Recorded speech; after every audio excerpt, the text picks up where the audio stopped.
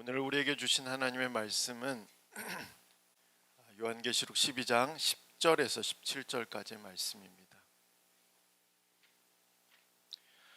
오늘 말씀 요한계시록 12장 10절에서 17절까지 우리 한번 같이 읽어보도록 하겠습니다.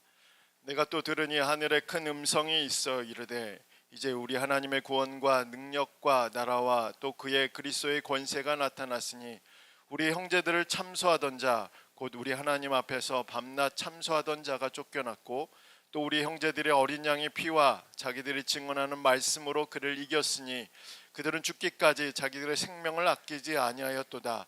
그러므로 하늘과 그 가운데 거하는 자들은 즐거워하라. 그러나 땅과 바다는 화 있을진저 이는 마귀가 자기의 때가 얼마 남지 않은 줄 알므로 크게 분내어 너희에게 내려갔음이라 하더라. 용이 자기가 땅으로 내쫓긴 것을 보고 남자를 낳은 여자를 박해하는지라. 그 여자가 큰 독수리의 두 날개를 받아 광야 자기 곳으로 날아가 거기서 그 뱀의 낯을 피하여 한 떼와 두 떼와 반 떼를 양육받으매 여자의 뒤에서 뱀이 그 입으로 물을 강같이 토하여 여자를 물에 떠내려가게 하려 하되 땅이 여자를 도와 그 입을 벌려 용의 입에서 토한 강물을 삼키니 용이 여자에게 분노하여 돌아가서 그 여자의 남은 자손 곧 하나님의 계명을 지키며 예수의 증거를 가진 자들과 더불어 싸우려고 바다 모래 위에 서 있더라. 아멘. 오늘은 승리하는 교회라는 제목으로 말씀을 전하겠습니다. 요한계시록의 중심에는 교회가 있습니다. 그러니까 단순히 요한계시록의 미래의 어떤 사건들에 대해 미리 예언하는 것이 아니라 예수님의 핏값으로 사신 교회가 과거에서부터 현재까지 어떻게 존재했으며 그리고 현재부터 미래까지 어떻게 존재하게 될 것인지를 보여주는 것이 요한계시록입니다. 또한 특히 요한계시록은 교회에 대한 두 가지 그림을 그리고 있는데 하나는 전쟁하는 교회, 전투하는 교회, 다른 하나는 승리하는 교회입니다. 이 두 가지는 분리되는 것이 아니라 관점의 차이인데 전쟁하는 교회란 현재의 교회의 모습이 전쟁하고 있다라는 것을 말하는 것이며 승리하는 교회란 미래의 교회의 모습이 어떤 모습인지를 보여주는 것입니다. 이런 관점으로 그리스도인들의 삶을 본다면 현재 우리는 전쟁 중에 있습니다. 여기서 전쟁은 혈과 육에 대한 전쟁이 아닙니다. 즉 사람과 사람이 싸우는 전쟁이 아니라 하나님을 대적하는 사탄과 그 사탄의 두 짐승과 싸우는 영적인 전쟁이며 영적인 싸움이 지금도 진행되고 있다는 사실입니다. 영적인 전쟁이라고 했을 때 이것이 우리 눈에는 비현실적인 것처럼 느껴질 수 있습니다.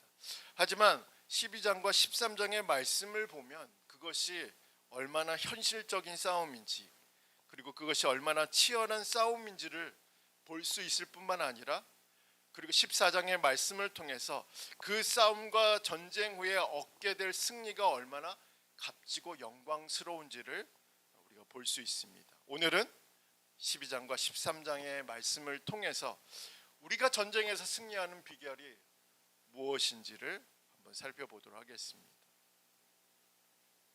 우선 12장에는 새 인물이 등장합니다. 우리가 오늘까지 말씀이죠. 우리가 목요일부터 오늘까지 12장 13장의 말씀일 텐데 12장에는 새 인물이 등장하죠. 큰 붉은 용이 등장하고 남자아이가 등장하고 여인이 등장합니다. 여자가 등장하죠. 여기서 큰 용은 사탄을 의미하고 남자아이는 예수님을 그리고 여인은 교회를 상징합니다. 요한계시록에서 이렇게 상징을 많이 쓰는 이유는 교회만 이해할 수 있도록 기록되었기 때문에 그렇습니다. 왜냐하면 이 상징들은 현실 속에서 누군가를 직접적으로 지칭하는 것이기도 하고 현실 속에 있는 교회에 대한 신앙적인 메시지 그리고 신앙적인 지침들을 보여주는 것들이기 때문에 상징을 통해서 구약을 알고 또 하나님의 말씀을 믿는 백성들만 해석할 수 있도록 여러 가지 상징들을 요한계시록에 기록하면서 그 메시지를 전하고 있습니다. 그래서 12장 1절에서 6절을 보면 우리가 12장과 오늘 13장의 말씀을 다 살펴볼 텐데 12장 1절에서 6절을 보면 큰 용은 여자가 낳으려는 아이를 삼키고자 기다리고 있습니다. 하지만 태어난 남자아이는 태어나자마자 하나님의 보좌 앞으로 올라가서 하나님의 보좌의 우편에 앉게 됩니다. 우리가 보기에 요한계시록 이 장면, 모든 장면도 그렇지만 이 장면이 매우 낯설게 보이지만 이 장면의 중심에는 누가 있죠? 예수님과 교회가 있습니다. 여자가 남자아이를 낳았다는 것은 예수님의 성육신을 말하는 겁니다. 예수님의 성육신이 교회로부터 시작됐다는 것은 아니고 구약에 예언된 대로 아브라함과 다윗의 자손으로 예수님이 태어나신 것을 지금 1절에서 6절에서 보여주고 있는 것입니다. 그래서 보통 예수님이 태어나시기 전에 하나님의 백성을 구약교회라고 말하고, 그리고 예수님이 태어나신 후에 하나님의 백성을 신약교회라고 말합니다. 우리가 연대를 구분할 때 어떻게 구분하죠? 예수님이 탄생하기 전을 BC로 구분합니다. 그리고 예수님이 탄생 후의 연대를 AD로 구분합니다. 이렇게 구분하는 것처럼 예수님이 탄생하기 전에 여자는 뭐죠? 구약교회, 하나님의 백성. 그리고 예수님이 탄생한 후의 여자는 신약교회를 가리키고 있습니다. 그리고 태어난 남자아이가 하나님의 보좌 앞으로 올라갔다는 것은 예수님이 승천하셨다는 것을 의미하는 겁니다. 남자아이가 하나님의 보좌 앞으로 올라가자 여자는 하나님이 양육하기 위해 예비하신 광야로 도망하여 1260일 동안 피해 있습니다. 아마 저기 주중에 음성을 들었던 그 새벽 예배 음성 파일을 들으셨던 분은 아시겠지만 1260일은 주님이 오신 후부터 재림까지 기간을 상징적으로 표기한 숫자이죠. 그러니까 주님이 재림하실 때까지 교회는 어디에 있느냐? 광야에 있다는 사실을 이야기합니다. 하나님은 교회를 예수님이 재림할 때까지 광야에서 보호하시며 양육하실 것이라고 성경은 기록하고 있습니다. 우리는 이 말씀을 통해서 하나님이 우리에게도 동일하게 약속하시는 것이 있음을 알 수 있습니다.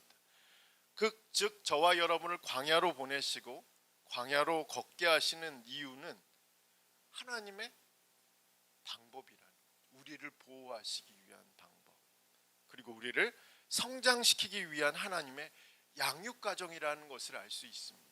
그러니까 여자가 남자아이를 낳은 후에 하나님의 예비하신 광야로 보냄을 받았잖아요. 그것은 여자를 보호하기 위한 하나님의 방법이었고, 바로 그것에서 이 여자는 양육받게 된다라는 사실들을 성경은 이야기를 하고 있습니다. 그러면 우리는 이렇게 생각할 수 있죠. 좀 더 안락한 곳에서, 좀 더 쾌적한 장소에서 우리를 보호하시고 양육시키시면 좋으실 텐데 왜 하나님은 우리를 사막으로 보내시고 광야로 보내실까라고 우리는 생각할 수 있습니다. 그러나 하나님이 우리를 광야로 인도하시며 광야의 길을 걷게 하신 이유가 있습니다. 그 첫 번째는 광야에 담긴 뜻이 있기 때문에 그렇습니다. 보통 광야는 거친 땅, 빈들, 사막 등으로 번역되지만 광야를 뜻하는 히브리어 단어를 살펴보면 광야는 말하다라는 뜻을 가지고 있습니다. 누가 말한다는 것일까요? 하나님이 말씀하신다는 것. 그래서 광야는 나를 비우고 하나님의 말씀을 채우는 장소이고 하나님의 말씀을 세우는 장소입니다. 하나님이 여자를 광야로 보내신 이유는, 그리고 우리를 광야 가운데 거하게 하시는 이유는 하나님이 말씀하시겠다는 것이죠. 둘째로 하나님이 양육하시기 위해 여자를 광야로 보냈습니다. 하나님이 교회를 양육하시려는 이유는 무엇일까요? 주님이 다시 오시기 전까지 교회는 치열한 영적인 전쟁을 치러야 하기 때문에 그렇습니다. 교회는 말씀이 아니고서는, 말씀을 듣지 않고서는 이 전쟁에서 이길 수 없기 때문에 하나님은 교회를 당신이 말씀하시는 곳으로 인도하셔서 거기에서 교회를 훈련시키고 양육시킨다는 사실들을 알 수 있습니다. 우리도 동일하죠. 하나님의 사람들은 모두 광야에서 하나님의 말씀을 경험합니다. 광야에서 영적인 준비를 합니다. 광야에서 양육을 받습니다. 예수님도 공생애를 시작하시기 전에 광야에 거하셨어요. 사도 바울도 사역을 하기 전에 예수님을 만나고 난 후에 아라비아 사막으로 갔습니다. 거기서 3년 동안 하나님께 양육받는 시간들을 가졌습니다. 자신이 앞으로 감당해야 할 사역과 그 사역을 방해하는 세력들과의 영적인 전쟁에서 준비되기 위해서 하나님의 양육 과정을 거쳐야만 했습니다. 우리도 동일합니다. 우리도 광야 학교에 입학한 상황일 수도 있습니다. 우리는 생각합니다. 광야는 안전하지 않아. 광야는 위험이 너무 많아. 광야는 유혹이 너무 많아. 어려움이 많아. 라고 생각할 수 있지만 우리의 생각과는 달리 하나님이 생각하시기에 가장 안전한 곳은 광야였다는 사실이죠. 거기에서 하나님이 말씀하시고 거기에서 교회와 성도들을 양육하시기 위해서 하나님은 교회를 광야로 보내시고 그리스도인들을 광야 가운데 거하게 하신다는 사실들을 우리가 기억할 필요가 있습니다. 이제 요한계시록 12장 7절에서 9절의 말씀을 보면 하늘에서 전쟁이 일어났다고 기록하고 있습니다. 이 전쟁은 사탄을 뜻하는 옛뱀 마귀와 그의 영들 그리고 미가엘과 그의 사자들의 전쟁이었습니다. 그런데 사탄은 이 전쟁에서 패배했다라고 기록하고 있죠. 그리고 나서 어떻게 돼 있죠? 하늘로부터 땅으로 쫓겨났다라고 기록되어 있습니다. 10절의 말씀을 보니까 하늘에서 큰 음성이 있어 이르되 쭉 읽어보면 밤낮 참수하는 자가 쫓겨났다. 11절의 말씀을 보니까 어떻게 돼 있죠? 어린 양과 그의 피와 자기들이 증언하는 말씀으로 그를 이겼으니 쭉 넘어가고 12절에 보면 하늘과 그 가운데 거하는 자들은 즐거워하라. 하늘에서는 전쟁이 다 끝난 거예요. 예수님이 승리하신 거예요. 미가엘과 그의 천사들이 이겼다는 것은 예수님이 승리하셨다는 것을 다른 말로 표현한 겁니다. 그러니까 하늘에서는 하나님의 뜻이 다 이루어졌어요. 하늘에선 전쟁이 다 끝난 겁니다. 사탄은 어디로 떨어졌죠? 하늘로부터 땅으로 떨어졌다라고 기록하고 있죠. 그래서 12절의 말씀을 보니까 하늘과 그 가운데 거하는 자들은 즐거워하라. 왜 즐거워하라고 선포하고 있죠? 하늘에선 전쟁이 다 끝났어요. 하나님이 승리하시고 예수님이 승리하신 겁니다. 근데 12절의 말씀을 보니까 땅과 바다는 화 있을진저 라고 기록하고, 왜 화가 임했다고 이야기를 하고 있습니다. 사탄이 하늘로부터 땅으로 떨어졌기 때문에. 이제 전쟁은 어디서 시작된다는 것이죠? 땅과 바다에서, 우리가 살고 있는 지상에서 이루어지고 있다라고 성경 기록하고 있습니다. 근데 하늘에서 쫓겨난 사탄은 그때부터 어떤 일들을 하고 있었죠? 지상에 있는 여자를 핍박하기 교회를 핍박하기 시작했습니다. 지금 우리의 상황이 그렇다는 거죠. 그리고 사탄은 그 여자의 남은 자손, 그 성도들과 싸우려고 지금 준비하고 있습니다. 지금 우리의 현실이 그렇습니다. 특히 17절의 말씀을 보면 사탄이 싸우려고 하는 성도의 특징이 나와 있습니다. 우리 17절의 말씀을 다시 한번 읽어보겠습니다. 17절입니다. 용이 여자에게 분노하여 돌아가서 그 여자의 남은 자손 곧 하나님의 계명을 지키며 예수의 증거를 가진 자들과 더불어 싸우려고 받아 모래 위에 서 있더라. 자, 사탄의 공격 대상이 누구인지를 분명하게 기록하고 있습니다. 누구라고 기록되어 있죠? 교회를 먼저 공격한 후에, 전쟁한 후에 하나님의 계명을 지키는 자들, 그리고 예수님의 증거를 가진 자들을 공격하라고, 싸우려고 준비하고 있다라고 말하고 있습니다. 그러니까 하나님의 말씀에 순종하는 사람들, 예수님의 복음을 붙잡고 살아가는 사람들과 싸우려고 사단이 준비하고 있는 장면들을 바로 17절에 기록하고 있습니다. 그것은 우리가 주님의 말씀대로 살아갈 때 어려움이 생기고 시험에 드는 이유가 바로 이런 이유 때문에 그렇죠. 또한 예수님의 복음을 붙잡고 수많은 유혹과 염려가 우리의 발목을 붙잡을 때가 바로 그런 때에 있습니다. 사탄은 그것을 좋아하지 않습니다. 사탄은 그냥 하나님의 말씀과 전혀 상관없는 사람, 예수님의 증거, 예수님의 복음을 가지고 있지 않은 사람들을 공격하지 않습니다. 사탄이 공격하는 대상은 하나님의 말씀을 지키며 살아가려고 하는 사람, 예수님의 복음을 가지고 그 복음의 말씀을 믿고 살아가는 사람들을 공격 대상으로 삼는다는 사실이죠.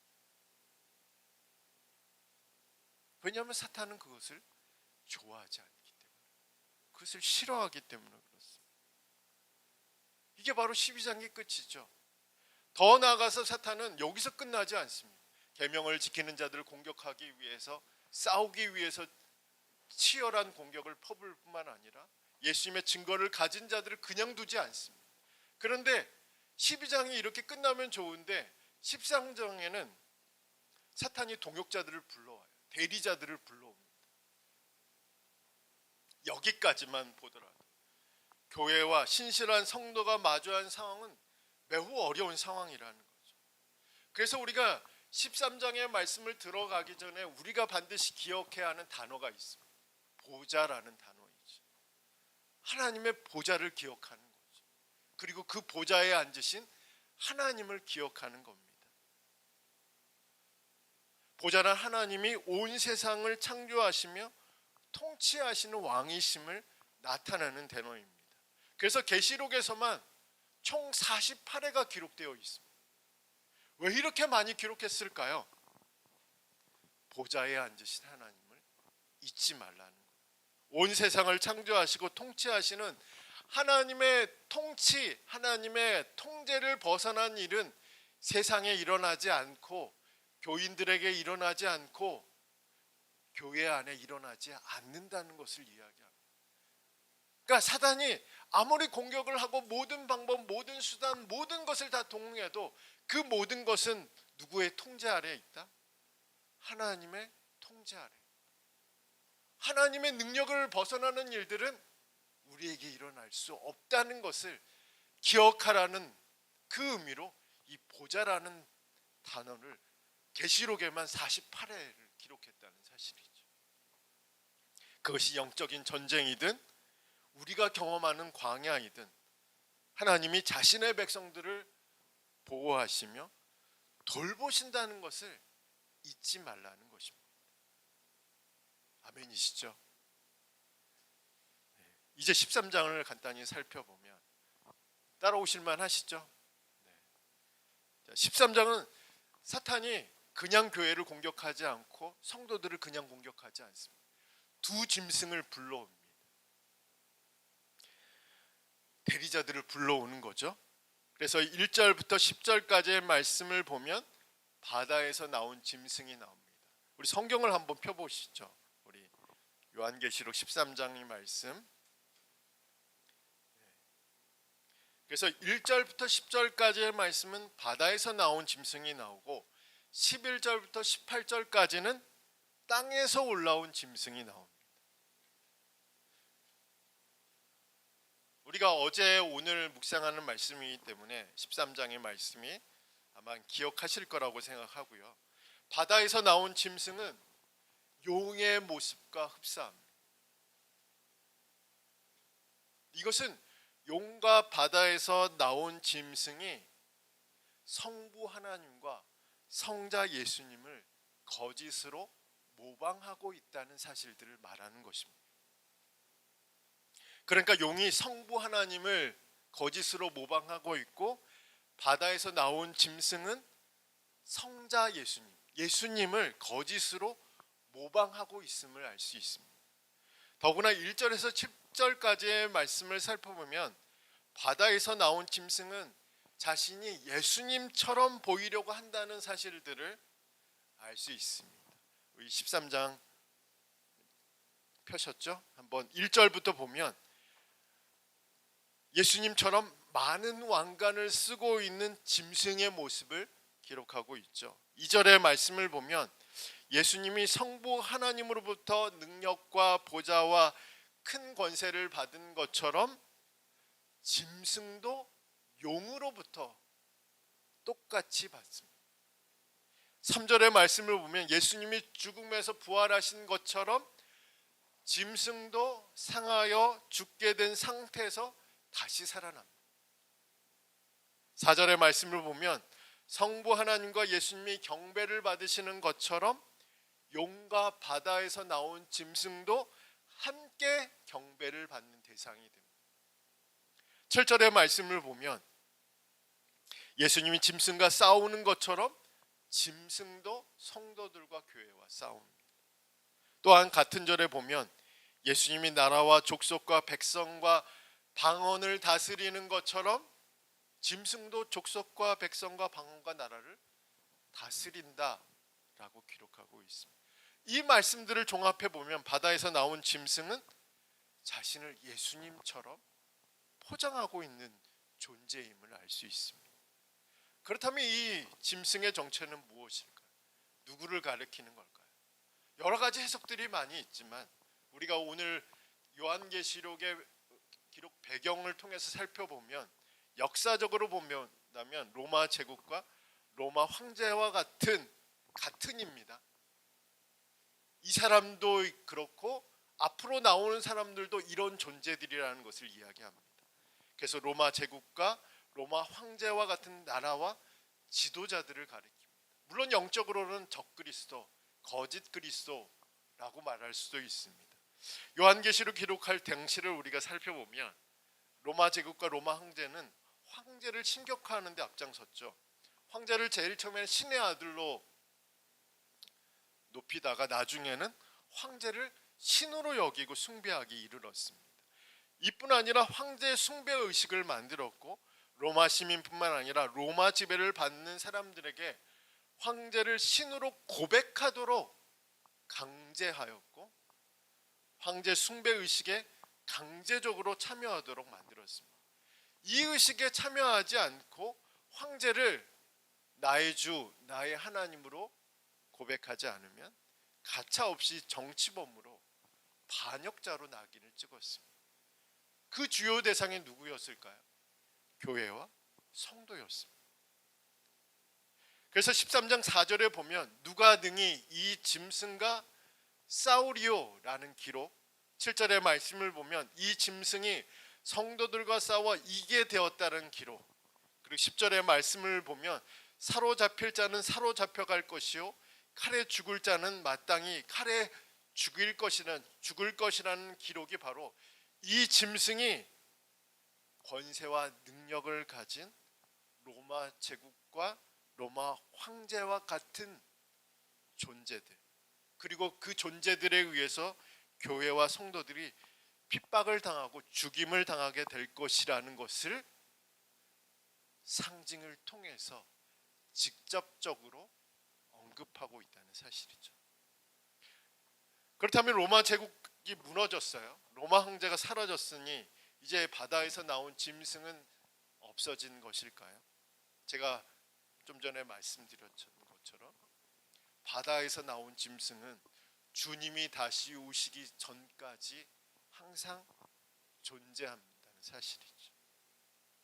사탄이 영원히 멸망하기 전까지 바다에서 나온 짐승은 항상 새로운 모습으로 나타나고 어디든 존재한다는 사실이죠. 그것이 교회를 핍박하는 나라가 될 수 있고 정부가 될 수 있고 성도들을 핍박하는 지도자나 인물로 나타날 수 있습니다. 지금 우리나라는 예수 믿는 것 때문에, 교회 다니는 것 때문에 정부에서 핍박을 받는 상태는 아닙니다. 그리고 사람들로부터 어려움을 겪고 있지 않기 때문에 이런 존재에 대해서 우리가 심각하게 생각하지 않을 수 있습니다. 그러나 우리가 가까운 북한을 비롯해서 세계 각곳에서 일어나는 이런 일들이 일상처럼 일어나고 있다. 그리고 최근 10년간 순교자의 수는 최근 10년간입니다. 90만 명에 달한다고 월드 크리스천 데이터베이스에서 그렇게 전해주고 있습니다. 우리는 이런 존재가 과연 있나? 이런 존재가 과연 나타날 것인가라고 우리는 생각할 수 있지만 세계 각곳에서는 역사적으로는 주님이 승천하시고 나서 교회가 시작된 후로부터 지금까지 약 7천만 명이 순교했다라는 보고도 그렇게 어떤 학자에 의해서 보고된 적이 있습니다. 그러니까 우리는 그런 생각을 안 할 수 있어요. 왜냐하면 현실적으로 와닿는 일들이 아니기 때문에. 그러나 땅에서 올라온 짐승은 어디나 존재하고 언제나 존재하고 언제까지요? 예수님이 다시 오셔서 사탄이 영원한 멸망을 맞이할 때까지 이런 존재들은 있다는 사실이죠. 가까운 북한에도 있잖아요. 그렇다면 11절에서 18절의 말씀, 시간이 없으니까 땅에서 올라오는 짐승의 정체는 무엇일까요? 먼저 성경은 땅에서 올라오는 짐승에게 두 뿔이 있다라고 기록하고 있죠. 뿔은 다 있었어요. 짐승마다 뿔은 있었는데 이 뿔은 권세와 능력을 상징하는 것이로 이 짐승 역시 권세가 있다, 능력이 있다는 거죠. 그래서 12절에서 16절까지의 말씀을 보면 이 짐승이 자신의 권세와 능력을 가지고 하는 일들이 무엇인지를 기록하고 있습니다. 자, 12절의 말씀을 한번 봅시다. 12절의 말씀. 자, 12절에는 이 짐승의 역할이 바다에서 나온 짐승을 경배하는 역할이었다는 것을 알 수 있죠. 자, 13절의 말씀을 보면 큰 기적을 행한, 그리고 불을 내려오게 하는 권세와 능력이 있었고, 14절에는 땅에 거하는 자들을 미혹하여 처음 짐승을 위해 우상을 만들게 하는, 15절에는 짐승의 표를 받게 하는. 그래서 이 모든 일들을 종합해 보면 땅에서 올라온 짐승의 모습은 성령 하나님이 하시는 일을 그대로 모방하고 있다는 사실들을 알 수 있습니다. 성령님은 어떤 일들을 하시나요? 큰 기적을 행하시죠. 불을 내려오게 하시는 분이시죠. 그리고 하나님의 백성들에게 인을 치신, 도장을 치시는 분도 성령님이십니다. 그리고 성령님의 역할은 무엇이죠? 예수님의 말씀을 기억나게 하고 예수님을 경배하도록 만드는 역할이 바로 성령님의 역할입니다. 그런데 땅에서 올라온 이 짐승이 그 성령님의 역할을 그대로 모방하고 있다는 사실들을 보여주고 있습니다. 그래서 우리가 말씀의 분별력이 없으면 이것이 하나님의 역사인지 사탄의 역사인지 구분하기 어렵습니다. 어떤 큰 기적이 일어났어요. 병자가 나았어요. 근데 그 사람이 예수님의 이름으로 병자를 일으켰어요.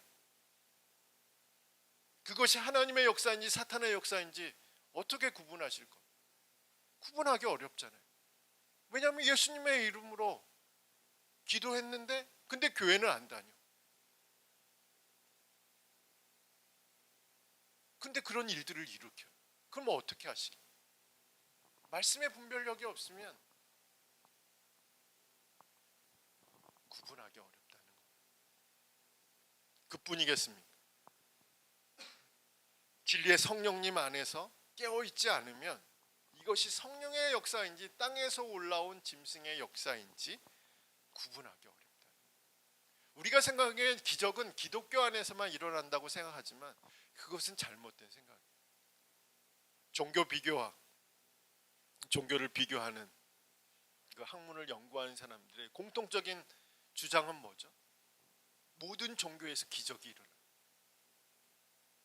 근데 이것이 하나님의 역사인지 사탄의 역사인지 성령의 역사인지 땅에서 올라온 짐승의 역사인지 어떻게 구분하냐는 거죠. 때가 가까이 오면 올수록, 주님이 가까이 오면 올수록 그런 일들이 비일비재하게 일어날 겁니다. 기적이 일어나가요. 큰 일들이 일어납니다. 사람들이 탄성을 지르는 거예요.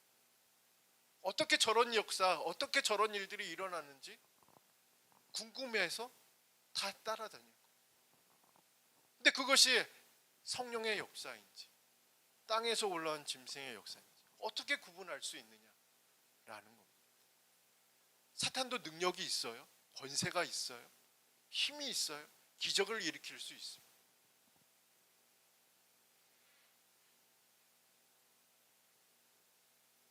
말씀 안에 깨어있지 않으면, 분별력이 없으면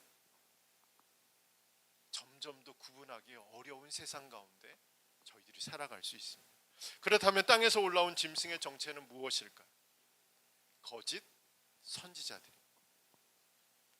우리가 거짓 선지자라고 할 때 단순히 종교적인 색채를 가진 어떤 인물, 어떤 대상으로만 해석해서는 안 된다는 사실들을 우리가 기억할 필요가 있습니다. 사람일 수 있어요. 인물일 수 있어요. 어떤 특정한 사람들이고 단체일 수 있습니다. 그러나 이 거짓 선지자는 그 범위가 매우 넓습니다. 왜냐하면 이 거짓 선지자의 역할은 무엇이냐면 성도를, 사람을 미혹하게 하는 역할을, 우상을 만들게 하는 역할입니다. 예수님이 아니라 바다에서 온 짐승을, 거짓 그리스도를 숭배하게 만드는 존재들이기 때문에 그 범위가 매우 넓습니다. 타종교일 수 있어요.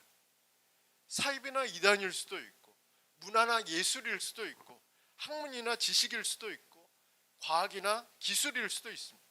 종교 지도자들일 수도 있고요. 종교인일 수도 있고, 정당이나 정치인이나 국가일 수도 있고, 유명인이나 연예인들도 있습니다. 우리가 생각하는 것 이상으로 성도를 미혹하게 만드는 거짓 선지자들이 많이 있다는 거예요. 그리고 그 역할을 하는 것들이 많이 있다는 것을 이야기합니다. 제가 이렇게 자세하게 설명하고 있는 이유는 교회와 성도들이 직면한 모든 상황과 현실에서 우는 사자들이 있다, 광명한 천산처럼 보이는 그런 존재들이 있음을 서로 알자는 것입니다. 어디에서나 존재하는 거짓 선지자들로 인해서 교회의 전쟁은 현실적인 겁니다. 치열한 것이죠. 왜냐하면 이 짐승은 교회와 성도들을 가만두지 않기 때문에 우리를 삼키려고 기회를 보는 거죠. 우리를 무너뜨리려고 기회를 보는 거예요. 우리를 미혹해서 넘어뜨리기 위해서 모든 수단, 모든 방법, 모든 지혜를 다 사용하기 때문에 우리의 싸움은 매우 현실적이고 치열하다는 거예요. 우리는 그렇게 느끼지 못할 수도 있죠. 그러나 요한계시록 12장과 13장의 말씀을 보면 이 기록이 상상이 아니라는 거죠. 먼 미래에 일어날 일이라고 이야기를 하고 있는 것이 아니라 현재를 살아가는 교회와 그리스도인들에게 일어나는 일들임을 보여주는 장면이라는 겁니다. 그렇다면 13장 4절의 말씀대로 누가 이 사탄의 대리자인 이 짐승들과 싸워서 이길 수 있겠습니까? 과연 우리는 이길 수 있는 전쟁을 할 수 있을까요? 이기는 전쟁 할 수 있을까요? 우리 얼마 남지 않았습니다. 먼저 요한계시록 12장에 보면 사탄과 더불어서 싸운 이긴 사람들이 있음을 기록하고 있습니다. 우리 12장 11절 말씀 우리 다시 한번 읽어보도록 하겠습니다. 12장 11절 같이 읽겠습니다. 또 우리 형제들이 어린 양의 피와 자기들이 증언하는 말씀으로 그를 이겼으니 그들은 죽기까지 자기들의 생명을 아끼지 아니하였더라. 무엇으로 이겼다고 기록되어 있죠? 어린 양의 피, 예수님의 보혈로 이기고 하나님의 말씀으로 이겼다라고 기록하고 있습니다. 이겼다는 거죠. 이기게 될 것이라고 말하고 있는 것이 아니라 어린 양의 보혈의 피를 의지하면, 하나님의 말씀을 의지하면 이길 수 있는 교회, 이길 수 있는 성도가 될 수 있다 라고 말하고 있습니다. 사탄을 대항할 때 우리가 붙잡고 있어야 되는 것은 예수 그리스도의 보혈입니다. 하나님의 말씀입니다. 자, 사탄과의 전쟁에서 예수님의 보혈을 의지하고 말씀을 무장해야 한다 기록되어 있는데 그렇다면 이 두 짐승 13장에 나와 있는 이 두 짐승과의 싸움에서는 어떻게 승리할 수 있을까요? 13장 10절의 말씀을 마지막으로 읽어보도록 하겠습니다. 13장 10절입니다. 같이 읽겠습니다. 사로잡힐 자는 사로잡혀 갈 것이요 칼에 죽을 자는 마땅히 칼에 죽을 것이니 성도들의 인내와 믿음이 여기 있느니라. 두 짐승을 이기는 방법은 조금 다릅니다. 물론 어린 양의 보혈과 하나님의 말씀이 기초가 되겠지만 그 기초 위에 더 한 가지를 덧붙여야 된다고 이야기를 하고 있죠. 인내를 가요. 어떤 상황에서도 참고 견디는, 말씀을 붙잡고 견디는 인내가 필요하다. 그리고 믿음이 필요하다고 말하고 있죠. 이 믿음은 어떤 믿음이죠? 반드시 우리는 승리하게 될 것이다. 반드시 우리는 승리한 교회가 될 수 있다. 라는 믿음. 이번 한 주간 우리는 어떻게 살아가요? 우리는 어떻게 승리의 삶을 살아갈 수 있을까? 우리는 어떻게 이기는 자의 삶을 살아갈 수 있을까? 우리 교회는 어떻게 승리하는 교회가 될 수 있을까요? 예수님의 보혈을 의지하고 하나님의 말씀을 갖는 것입니다. 또한 우리의 인내와 믿음을 가지고 있을 때 우리는 승리할 수 있음을 계시록의 말씀을 통해서 우리에게 말해주고 있습니다. 적이 아무리 강해도 우리가 예수의 보혈을 붙잡고 있고 하나님의 말씀을 붙잡고 있습니다. 적이 아무리 권세를 가지고 있고 지혜를 가지고 있고 모든 방법을 동원해도 말씀을 붙잡고 인내하고 이 말씀을 믿고 승리한 교회가 될 수 있음을 확신하며 살아가는 교회와 성도들을 이길 수 없다는 것이 바로 12장과 13장의 말씀입니다. 이번 한 주간도 승리의 삶을 살아가는 저희 모두가 되기를 간절히 소망합니다.